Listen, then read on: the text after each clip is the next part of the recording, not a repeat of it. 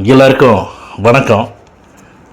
இந்த பதிவில் எதை பற்றி பார்க்க போகிறோம் அப்படின்னு கேட்டிங்கன்னா, அதாவது மக்களே, தமிழக வெற்றி கழகம் ஆட்சி அமைக்குமா, திமுக ஆட்சி அமைக்க போகுதா, இல்லைனா அதிமுக ஆட்சி அமைக்க போகுதா அப்படின்னு ஏகப்பட்ட பேர் அவங்களுடைய கருத்து கணிப்பை சொல்லிட்டு இருக்கிறாங்க.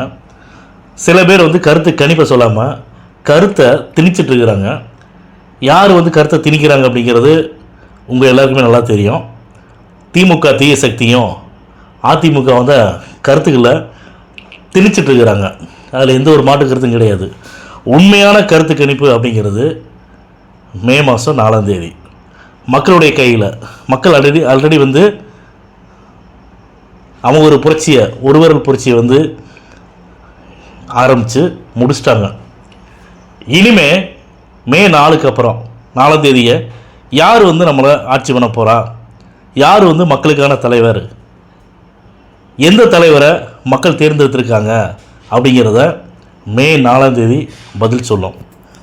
அதுக்குள்ளே இதில் தமிழக வெற்றி கழகத்துடைய வேலை என்ன, நிர்வாகிகளுடைய வேலை என்னன்னா, மொத்தம் தமிழ்நாட்டில் 62 இடங்களில் வாக்கு எண்ணிக்கை நடைபெறுது. 62 இடங்களிலையும் வாக்கு எண்ணிக்கை நடைபெறும்போது தயவு செஞ்சு யாருமே அந்த இடத்த விட்டு நகராமல் அங்கே இருந்து வாட்ச் பண்ணணும் அப்படிங்கிறது எங்களுடைய தாழ்மையான வேண்டுகோள். ஏன்னா வாக்கு என்ற இடத்துல தான் நிறைய பேர் இல்லை, ஒரு சில பேர் ஊழல் பண்ணுவாங்க. யார் பண்ணுவாங்க அப்படிங்கிறத நான் சொல்லி தான் தெரிஞ்சுக்க வேண்டிய அவசியம் கிடையாது. நாங்கள் எல்லாம் அனுபவசாலி, எங்களுக்கு அரசியல் அனுபவம் இருக்குது அப்படின்னு சொல்லிட்டு மக்களை ஏமாற்றிட்டு இருக்கிறவங்க தான் இந்த செயலை செய்வாங்க.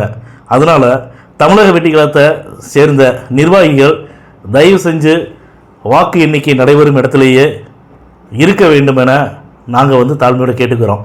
ஏன்னா எதுக்கு இந்த விஷயத்தை நான் சொல்கிறேன் கேட்டிங்கன்னா, தமிழக வெற்றி கழகத்துடைய தலைவர் விஜய் அவர்கள் தமிழ்நாட்டோட முதலமைச்சர் மட்டுமல்ல, வருங்காலத்திலையும் நிரந்தரமான முதலமைச்சராக ஆகணும் அப்படின்னு வெளிநாட்டிலேருந்துலாம் அத்தனை மக்கள் ஓட்டு போட்டுட்டு போயிருக்காங்க.